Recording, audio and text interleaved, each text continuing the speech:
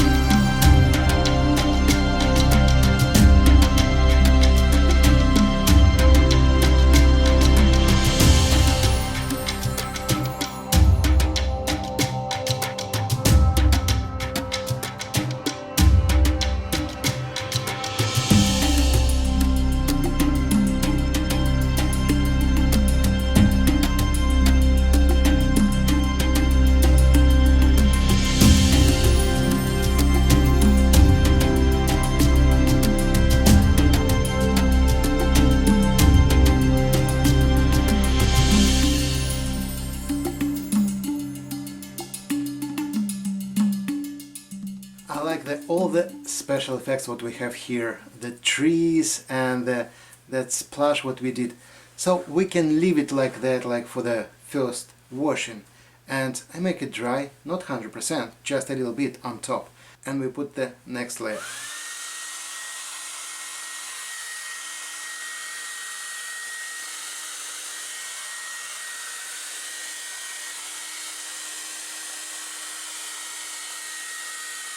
I want to tell you what that nice feeling of the light what we have here, we create just by water. That all the splash what I spray on my paper, that make exactly shiny feeling.